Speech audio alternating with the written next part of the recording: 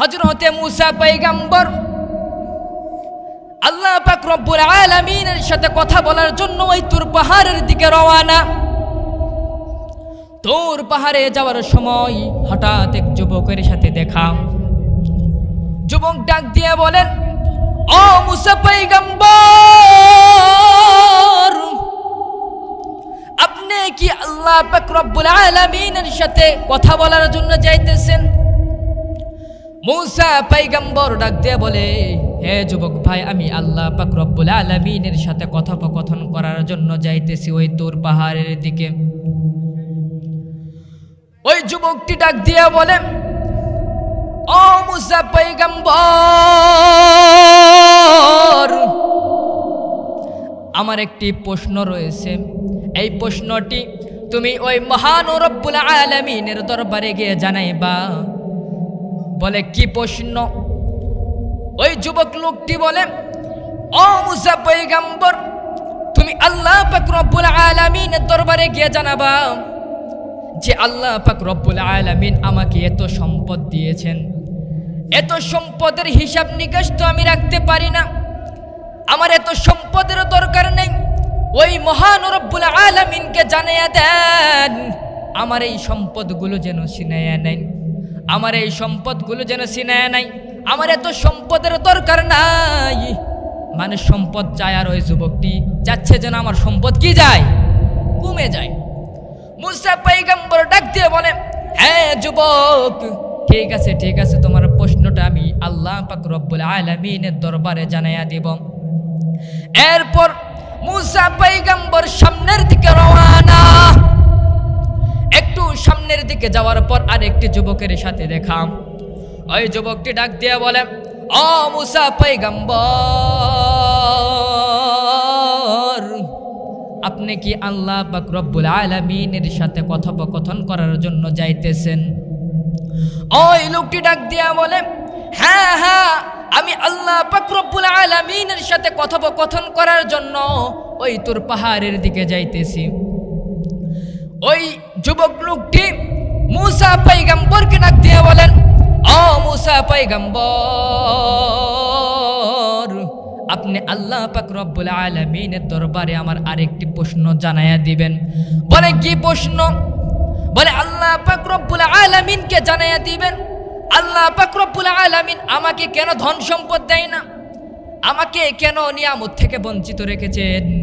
আমার দেখেন, আমি এক বেলা খাইতে পারি আর এক বেলা খাইতে পারি না। আমার একটা বাড়ি রয়েছে, কিন্তু বাড়িটা একটা টিনের ঘিরা, কি একটা ছাউনি দিয়ে ঘিরা বাড়ি, যেটাতে থাকাও মানুষের জন্য সম্ভব না। তুমি আল্লাহ পাক রব্বুল আলামিনকে জানাবা যে আল্লাহ পাক রব্বুল আলামিন কি আমাকে ভালোবাসে না, আল্লাহ পাক রব্বুল আলামিন কেন আমাকে নিয়ামত থেকে বঞ্চিত রেখেছেন। মূসা পয়গম্বর ডাক দিয়ে বলে, হ্যাঁ যুবক, আমি আল্লাহ পাক রব্বুল আলামিনের দরবারে তোমার প্রশ্নটিও জানাবো। আল্লাহ পাক রব্বুল আলামিন কি ফায়সালা দিবেন আমি তোমাকে এটা পরে জানাইয়া দিব। এরপর আর একটু সামনের দিকে রওনা। সামনের দিকে যাওয়ার পরে একটি যুবকের সাথে দেখা। ওই যুবকের দুটা হাত নেই, দুটা পা নেই, দেখতো পশু পাখির মতন। দেখতে কার মতন? পশুর মতন। ওই যুবকটি ডাক দিয়ে বলো, ও মূসা পয়গম্বর, আল্লাহ পাক রব্বুল আলামিন কেন আমাকে দুনিয়াতে পাঠাইছেন? তুমি আল্লাহ পাক রব্বুল আলামিনের দরবারে এই প্রশ্নটি জানাবা, আল্লাহ পাক রব্বুল আলামিন কেন আমাকে দুনিয়াতে পাঠাইছেন? আল্লাহ পাক রব্বুল আলামিন, আমি তো দুনিয়ার কোনো কাজে লাগি না, আমার দুটি হাত নেই, দুটি পা নেই, আমি দেখতো পশু পাখির মতন, মানুষও আমাকে পছন্দ করে না, দেখতো তুচ্ছ তালিচ্ছ, মানুষ তো আমাকে পছন্দ করে না। আমার দুটো হাত নেই, পা নেই, যেখানে খাই ওখানেই গড়াই, যেখানেই কাজ যেখানে রাত সেখানেই কাজ। আল্লাহ পাক রব্বুল আলামিনের দরবারে জানাবা, আল্লাহ পাক রব্বুল আলামিন কেন আমাকে সৃষ্টি করেছেন? এরপর মূসা পয়গম্বর ওই যুবকটিকে ডাক দিয়ে বলে, ও যুবক, আমি আল্লাহ পাক রব্বুল আলামিনকে তোমার প্রশ্নটিও জানাবো। আল্লাহ পাক রব্বুল আলামিন কি ফয়সালা দেয় আমি তোমাকে জানাবো।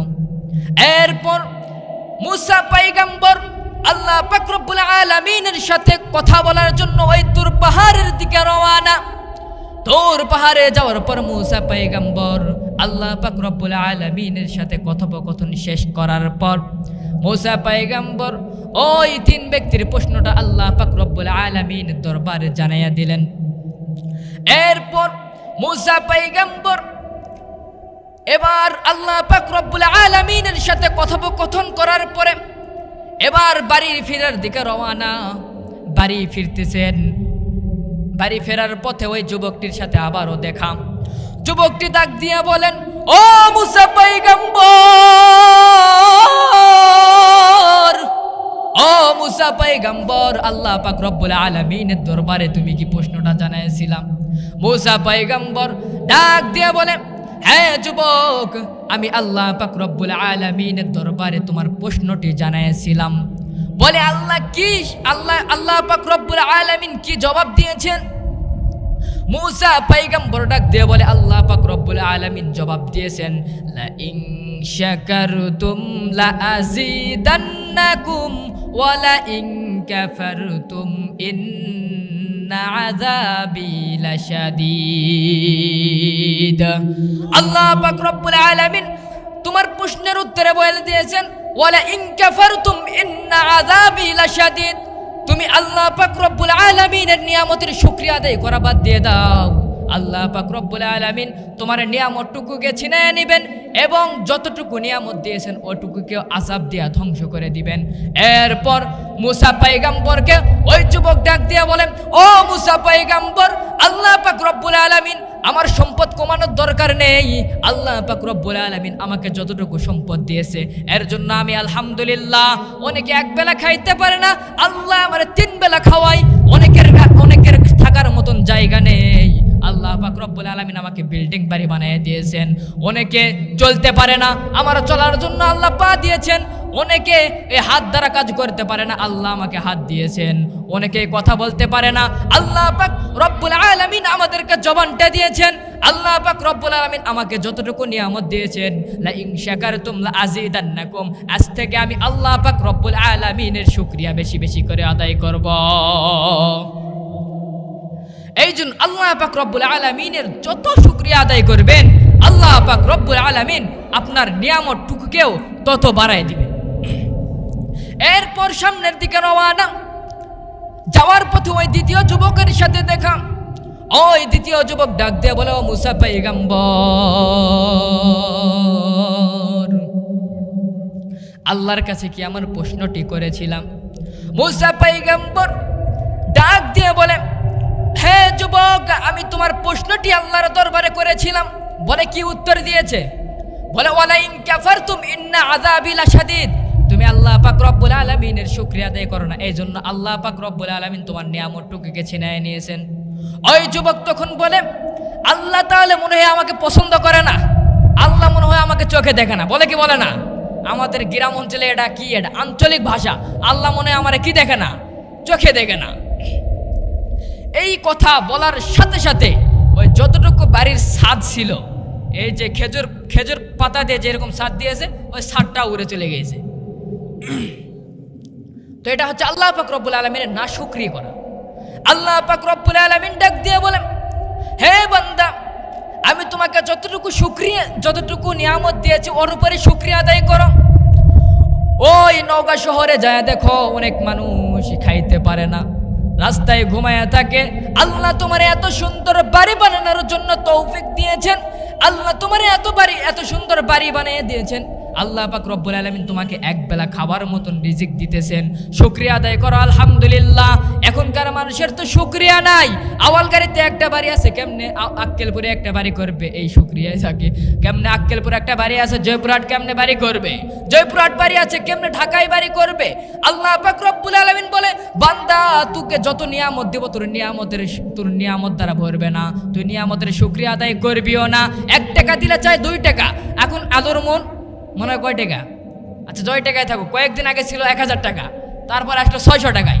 1000 টাকা যখন ছিল, মানুষ মনে করতেছে এখন 1000 টাকা, সামনে 1500 টাকা হলে বিক্রি করে দিব। নিয়ামতের কি নেই? শুকরিয়া নেই। আল্লাহ বলে নিয়ামতের শুকরিয়া আদায় করবি না, আলুর দাম কমাই দিছি।